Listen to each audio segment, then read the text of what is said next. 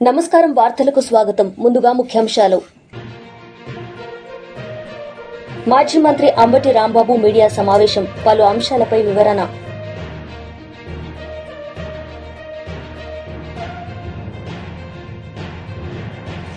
మాజీ మంత్రి హరీష్ రావు మీడియా సమావేశం, పలు అంశాలపై వివరణ.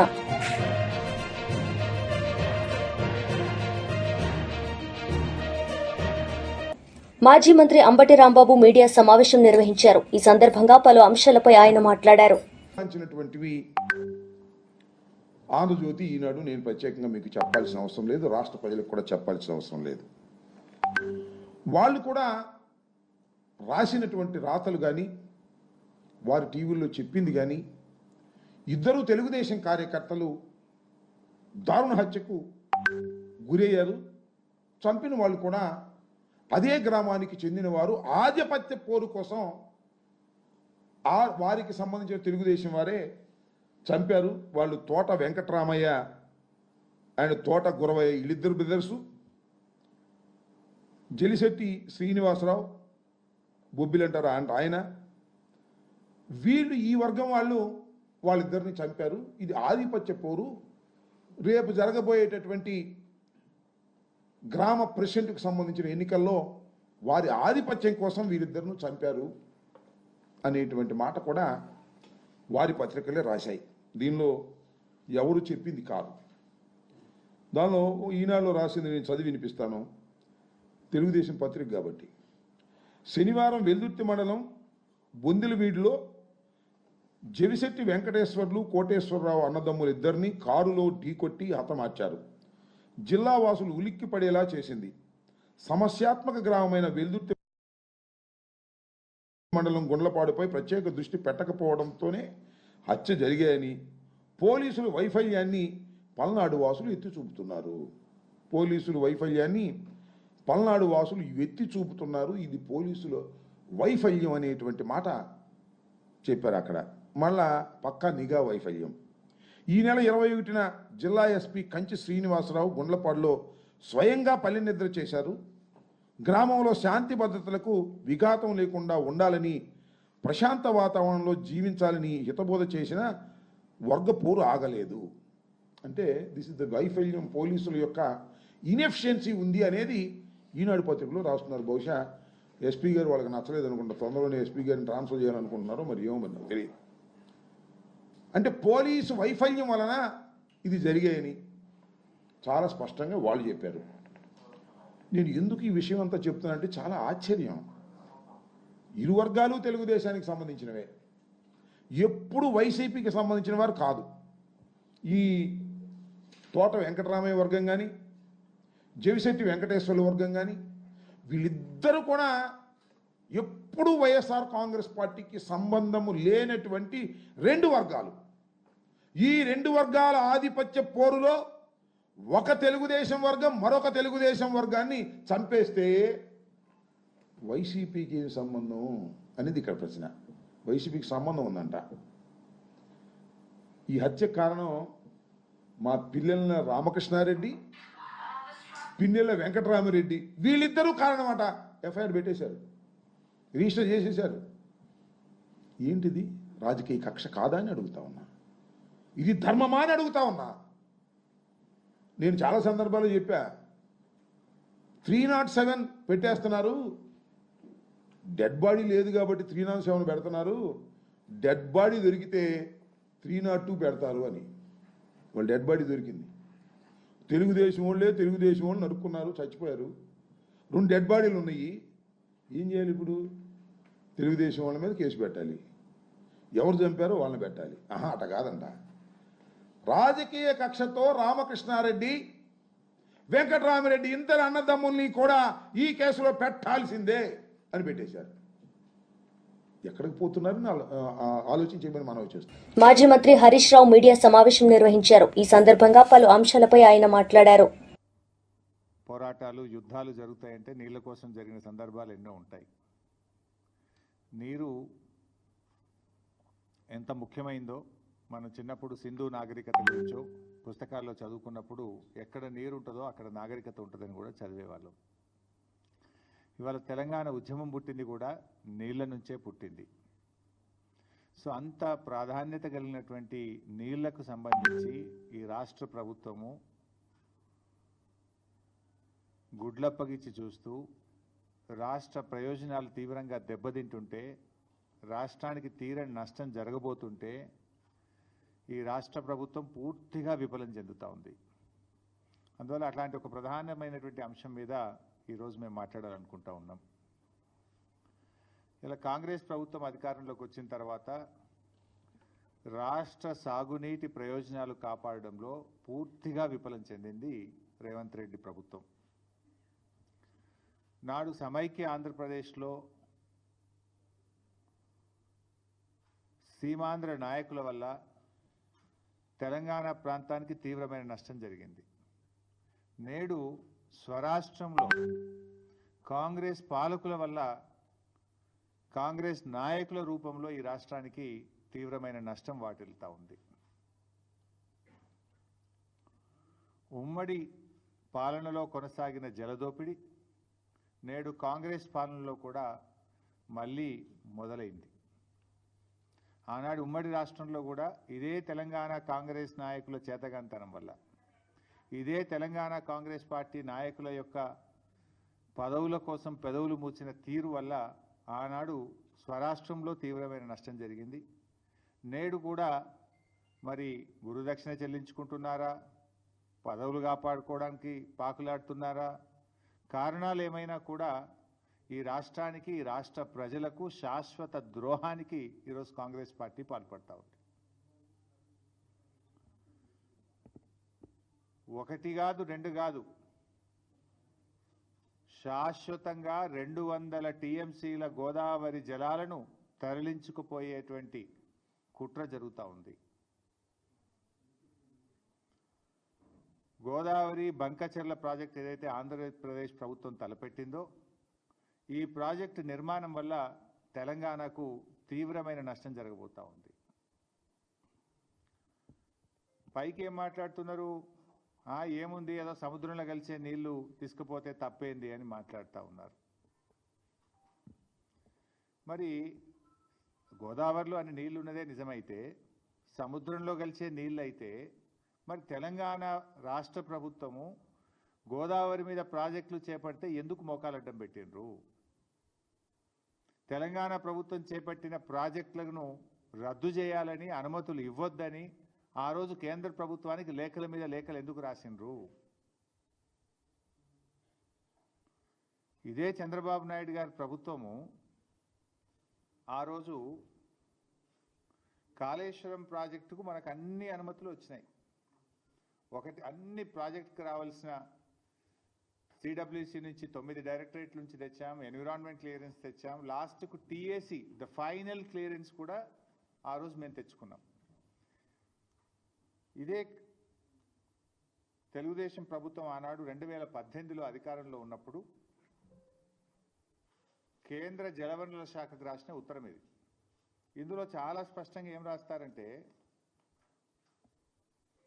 Kaleshwaram project unilaterally without approval from FRMB, Apex Council or CWC against the provisions under section 84(3), 85D of AP Reorganization Act 2014.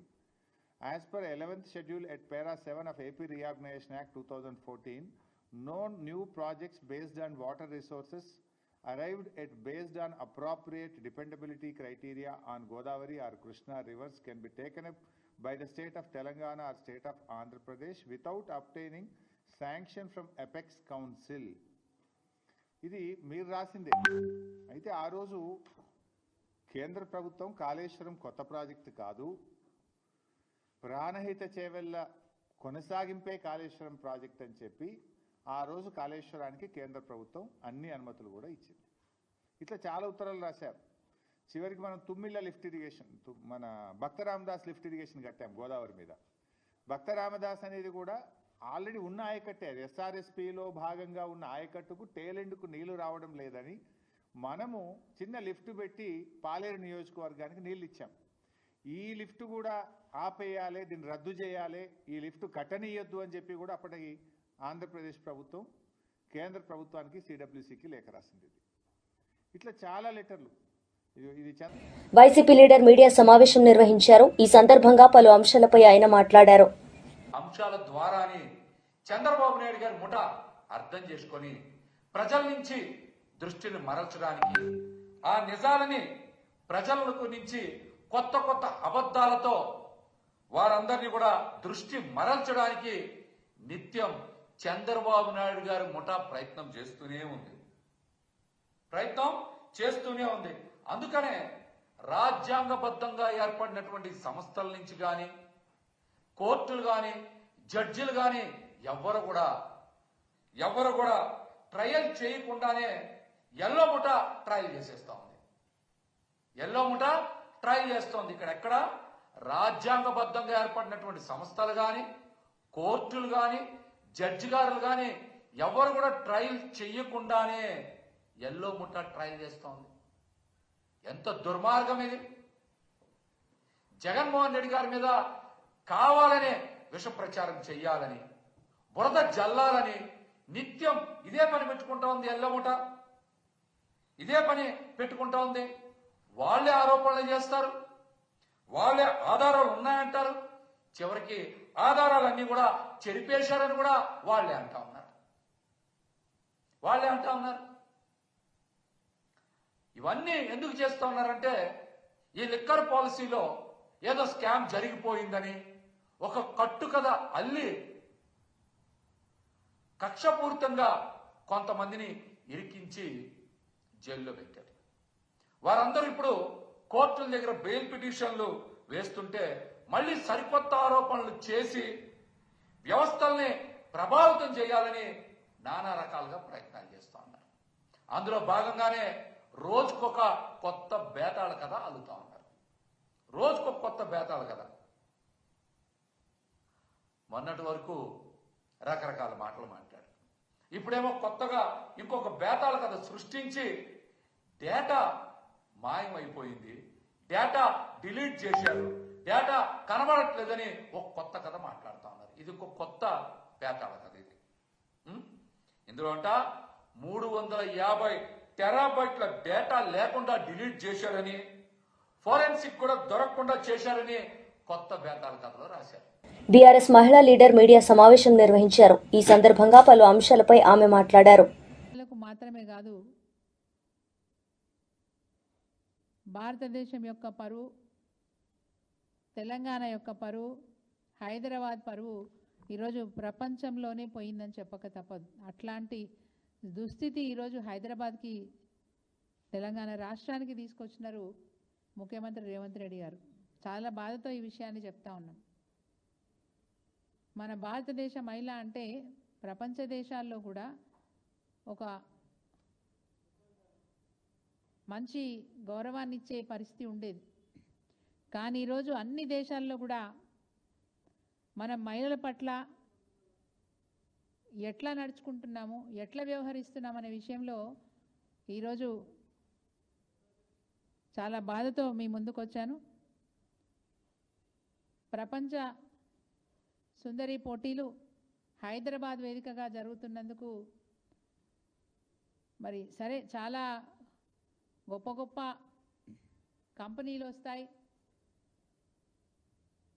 పెట్టుబడులు వస్తాయి, హైదరాబాద్ చాలా బాగవుతుందని చెప్పి గొప్పలు చెప్పిన రేవంత్ రెడ్డి గారు మిమ్మల్ని అడుగుతా ఉన్నాం, ఏం పాపం చేశామని ఈరోజు ఈ పాపాన్ని మాకు అంటగట్టారని అడుగుతా ఉన్నాం. ఈ పాపాన్ని మాకెందుకు అంటగట్టారు? మీ బాధ్యత ఏంది? మీరు చేస్తున్న పనులేమిటి? రైతులు అరగోసపడుతుంటే పట్టించుకోరు, గురుకుల పాఠశాలల్లో పిల్లలు చనిపోతూ ఉంటే పట్టించుకోరు, ఈ రాష్ట్రంలో అన్ని రంగాల వాళ్ళు రోడ్డెక్కి బాధపడుతుంటే పట్టించుకోరు. కానీ ప్రపంచ సుందరి పోటీలకు మీరు కూడా 6 సభలకు అటెండ్ అయ్యారే. మీ బాధ్యత ఏంది? మీ నిర్వర్తిస్తున్న కార్యక్రమాలు ఏంటి? చాలా సిగ్గుగా అనిపించింది. మన రాష్ట్రానికి వచ్చిన ఆ సుందరిమణులు అంటే అన్ని దేశాలకు సంబంధించిన మహిళలు, ప్రపంచ సుందరి పోటీల్లో పాల్గొనడానికి వచ్చిన మహిళలను ఇక్కడ ఉన్న చారిత్రక కట్టడాలను, ఇక్కడున్న గొప్పతనాన్ని వాళ్ళకు చూపించడానికి, తెలంగాణ వ్యాప్తంగా చూపించడానికి ప్రయత్నాలు చేసినారు. ఆ చేస్తున్న తరుణంలో కూడా ఎన్ని విధాలుగా వాళ్ళని ఇబ్బంది పెట్టాలనో అన్ని విధాలుగా ఇబ్బంది పెట్టినారు. ఇంకా గొప్ప విషయం ఏంటంటే, ఎవరైనా వస్తున్నారంటే స్వాగత తోరణాలు ఎట్లా పెట్టుకుంటాం, అది కూడా మహిళలు వస్తున్నారంటే ఎట్లాంటి తోరణాలు పెట్టుకుంటాం, మన దేవుళ్ళ ఫోటోలో లేకపోతే మన సాంప్రదాయానికి సంబంధించిన బతుకమ్మనో బోనాలనో పెట్టుకొని మన సంస్కృతిని వాళ్ళకి తెలియజేయడానికి, మన సాంప్రదాయాల్ని వాళ్ళకి తెలియడానికి ప్రయత్నం చేస్తూ ఉంటాం. ఇక్కడ తెలంగాణలో జరిగిన విచిత్రం ఏంటంటే, 3 ఫోటోలు మాత్రమే వాళ్ళు ఎక్కడ పర్యటిస్తే అక్కడ వేలాడదీసినారు, స్తంభాలకు వేలాడదీసినారు. ముఖ్యమంత్రి రేవంత్ రెడ్డి గారి ఫోటో ఉంటుంది అందులో, డిప్యూటీ సీఎం గారు గవర్నర్ బట్టి విక్రమార్క గారి ఫోటో ఉంటుంది అందులో, ఇక మన పర్యాటక శాఖ మంత్రి గారు జూపల్లి కృష్ణారావు గారి ఫోటో ఉంటుంది అందులో. ఈ 3 ఫోటోలు వేలాడదీస్తారు. చేస్తున్న కార్యక్రమం ఏంటి, మీరు పాటిస్తున్న విధానాలు ఏంటి అని అడుగుతా ఉన్నాం.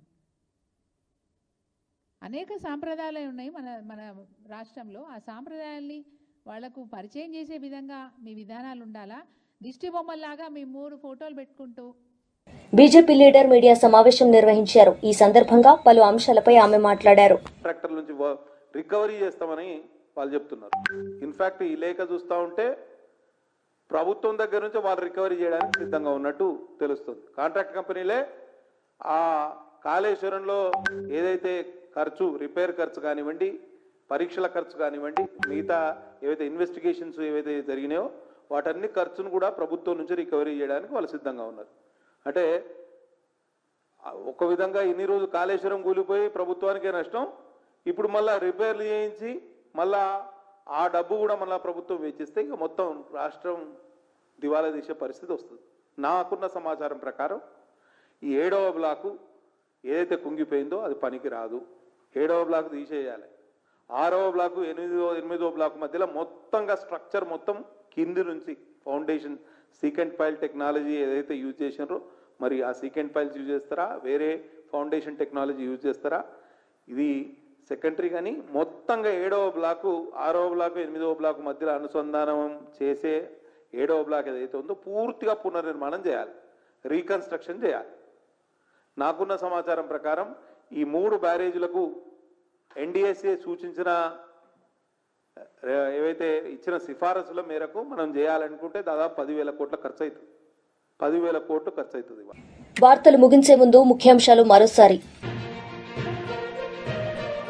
మాజీ మంత్రి అంబటి రాంబాబు మీడియా సమావేశం, పలు అంశాలపై వివరణ.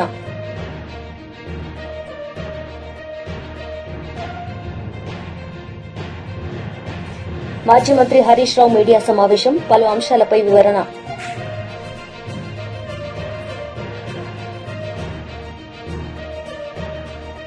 ఈ వార్తలు ఇంతటితో సమాప్తం. తిరిగి ప్రసారమయ్యే వార్తల్లో మళ్ళీ కలుద్దాం. అంతవరకు సెలవు. నమస్తే.